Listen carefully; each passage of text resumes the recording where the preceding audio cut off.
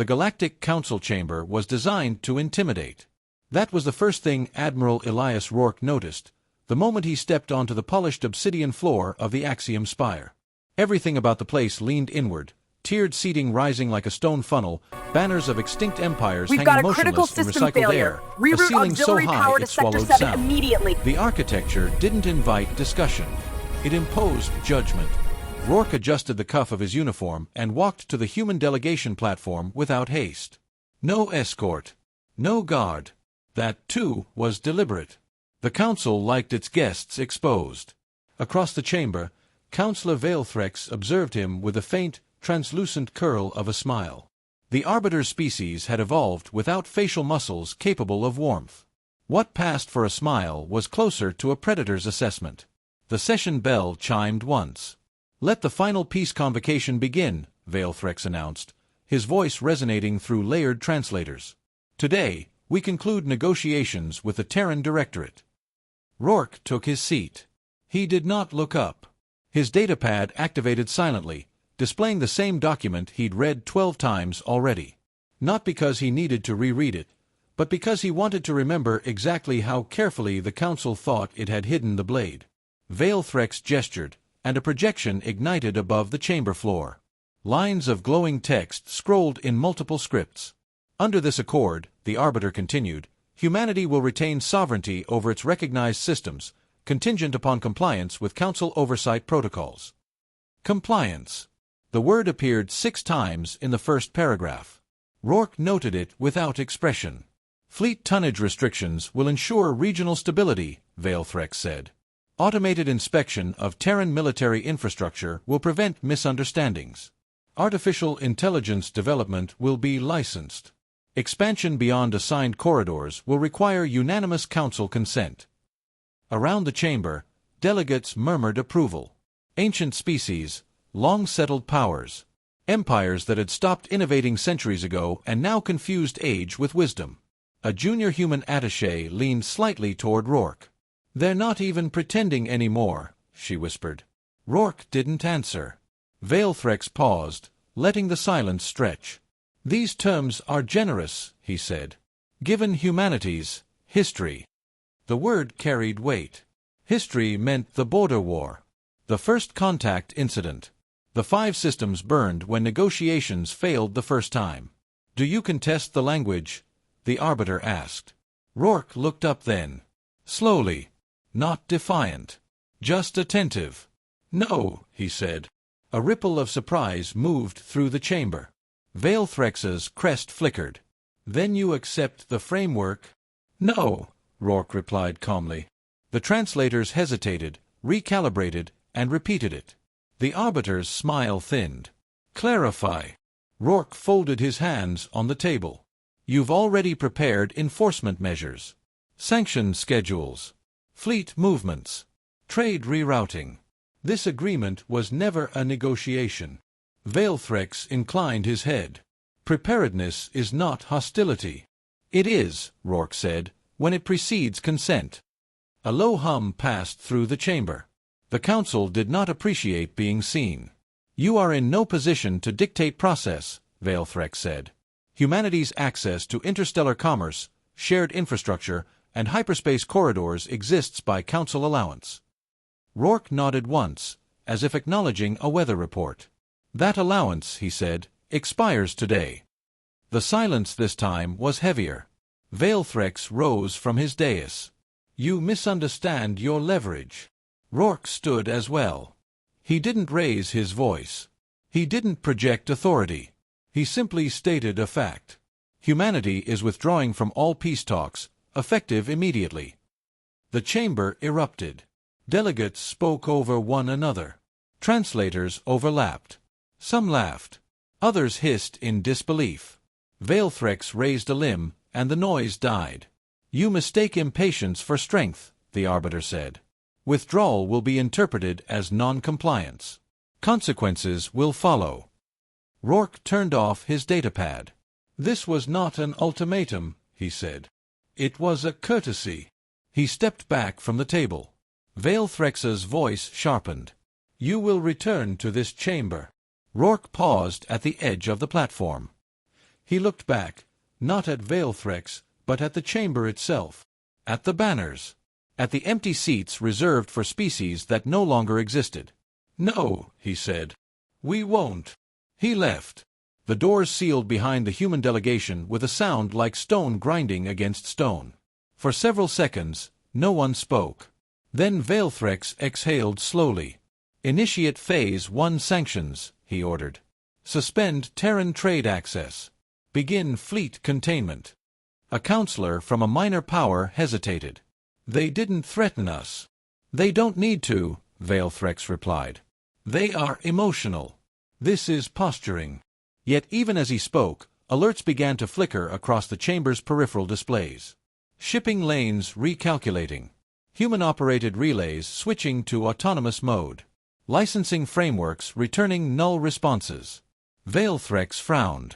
"Why are they not responding?" he demanded. A technarch rose unsteadily. "Their networks were never integrated. We assumed cooperation protocols would persist." "Assumed," Veilthrex repeated. Another alert. Then another.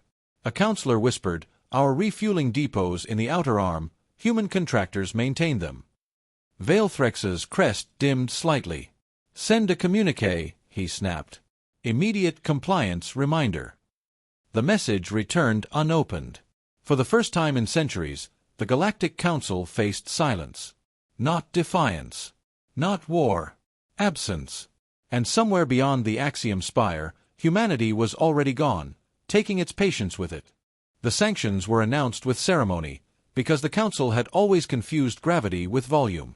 Veilthrex stood before the chamber and listed penalties as if reciting scripture: trade suspension, restricted corridors, asset freezes, inspection mandates. Each word was meant to land like a blow.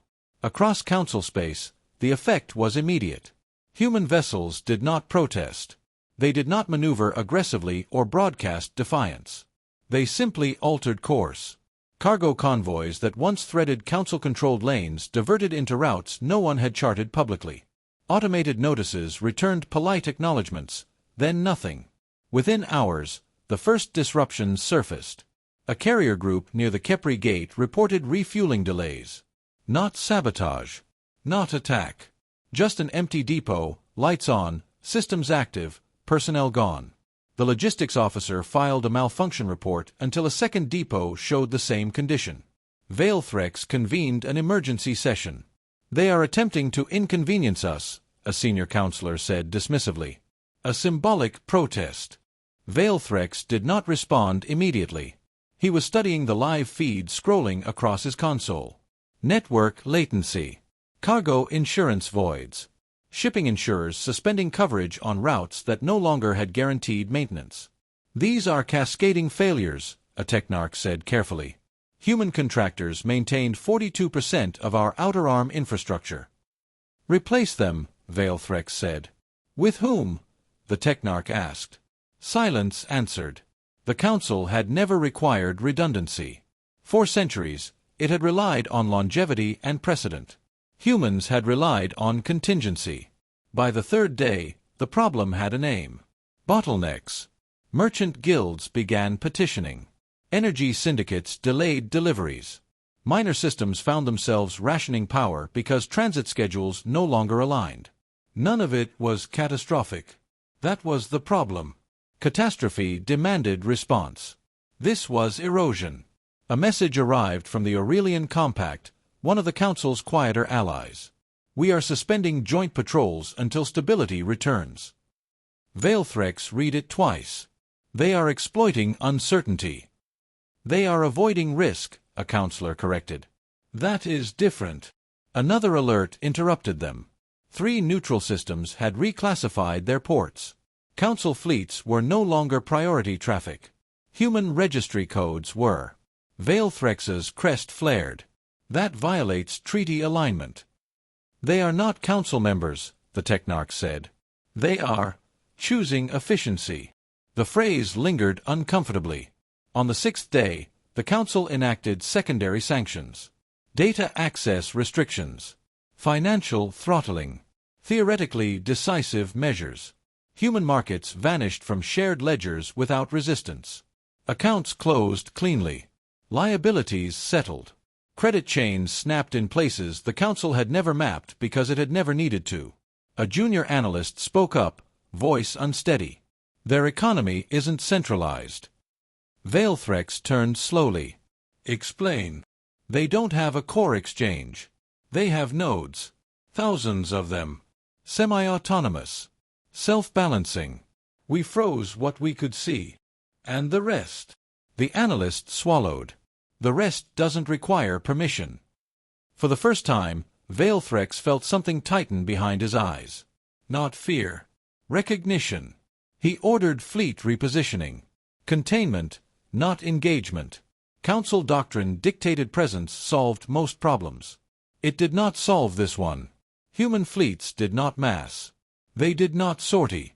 Sensor arrays showed nothing unusual, which was unusual. No spikes. No mobilization signatures. Just absence where predictability had once been. A tactical officer addressed the chamber. We cannot blockade them. There is no perimeter. Veilthrex snapped, every power has borders. Humans don't, the officer replied. They have habits. Another message arrived. This one marked priority. It was not from a government. It was from a shipping cooperative. We regret to inform the Council that continued operation under current conditions is not economically viable. We are relocating assets. Relocating where? Veilthrex demanded. The reply came a moment later. Where maintenance exists. The chamber murmured. Reports followed. Manufacturing delays. Food shortages in dependent stations. Not because humans had attacked supply lines, but because they had stopped optimizing them. Systems that once ran lean now wasted time, fuel, and labor. Veilthrex convened a private council. They are forcing us to feel inefficiency, he said. A senior counselor leaned forward. They are reminding us who built the shortcuts. The realization spread slowly, painfully. Humanity had never dominated through force projection. They had embedded themselves into everything that moved. They fixed what others ignored. Streamlined what others tolerated. Then they stepped away. They planned this, Veilthrex said quietly. Yes, the Technarch replied. And we approved every contract. Another alert chimed. A border species had formally withdrawn its council vote. Veilthrex closed his eyes. They are not fighting us, he said. No, the Technarch agreed. They are letting us operate without them. Outside the chamber, the galaxy continued to turn. Ships still flew. Markets still traded. But nothing moved smoothly anymore. Silence, it turned out, was not empty. It was expensive. By the 10th day, Veilthrex authorized a direct channel. The message was composed with care, stripped of ceremony. The Council requests clarification of Terran intent. It was returned unread. A second message followed, shorter. We are prepared to adjust terms. This one was read. No response followed. That, more than the silence before, unsettled the chamber. Humans were listening. They were simply not engaging. A junior counselor broke protocol. What if this is preparation for war? The tactical officer shook his head. There are no indicators. No stockpiling. No escalation. If this is war, it is being fought somewhere else. Where? Veilthrex asked. In the margins, the officer said. In assumptions. In dependencies. Veilthrex looked around the chamber. At systems that had not failed, only slowed. At delegates who had never learned how their empires functioned without inherited scaffolding. He understood then why Rourke had not argued. Argument implied participation. Withdrawal had changed the equation entirely. They have removed themselves from our reach, Veilthrex said. And left us with ourselves, the Technarch added. For the first time since the Council's founding, no vote was called. There was nothing left to decide. The chamber dimmed as systems throttled automatically, conserving power, conserving certainty, conserving authority, while understanding spread that this mistake would not be corrected quickly, cheaply, or on Council terms. The Council did not call it surrender. They called it recalibration. Veilthrex authorized the transmission after 14 days of compounded disruption, when reserve buffers dipped below acceptable margins and 2 outer systems declared energy emergencies. The message was not ceremonial. No banners. No assembly. Just a narrowband signal routed through channels humans once maintained. "Admiral Rourke," Veilthrex said, voice carefully neutral. "The Council is prepared to reopen dialogue." The reply arrived 20 minutes later. Text only. "Dialogue is unnecessary." Veilthrex read it twice. "We are willing to revise the framework," he said, sending another message. "Certain oversight provisions may be reconsidered." This time, the response was slower. Oversight was never the issue. Veilthrex felt the chamber closing in, though he was alone. "Then clarify your demands." The answer came as a data packet. Not demands. Records. Logs showing Council fleets denied access to refit yards they did not own. Legal documents proving human withdrawal had triggered dormant clauses in 100 minor treaties. Trade maps illustrating how traffic now flowed around Council space, not through it. A projection of time to collapse curves if inefficiencies persisted. No threats. No deadlines. Just consequences. Veilthrex summoned the Technarchs. "They are showing us what happens without them," he said. "No," one replied softly. "They are showing us what already is." Another file opened automatically. A historical brief, compiled decades earlier, during humanity's provisional membership. Terran Doctrine. Non-central dependence. Principle 1. Never become indispensable. Principle 2. Always become unavoidable. Veilthrex closed the file. Emergency reports followed. A Council patrol failed to deploy after a targeting update stalled, written by a human subcontractor long gone. Agricultural shipments arrived late, spoilage climbing. Insurance markets recalculated risk without human stabilization algorithms and withdrew coverage. It was not collapse. It was decay. A junior counselor entered unannounced. The Kesh have formally aligned their logistics grid with Terran standards. Veilthrex looked up. They were neutral. "They are efficient," the counselor said. Another alert. Then another. Human manufacturing hubs had not surged. They had not armed. They had simply continued operating, quietly absorbing displaced traffic, displaced contracts, displaced relevance. "They are not isolating themselves," Veilthrex realized. "They are isolating us." A final message was drafted, stripped of authority. Request. Terms for renewed cooperation. The reply came swiftly. There will be no renewed talks. Veilthrex felt something fracture, not pride, but certainty. He opened a secure channel to Rourke directly. "You are destabilizing the region." Rourke's image appeared at last. No uniform. No insignia. Just a man in a dim operations room, standing, not seated. "We are stabilizing ourselves," Rourke said. "You benefited from Council infrastructure. We built redundancy around it.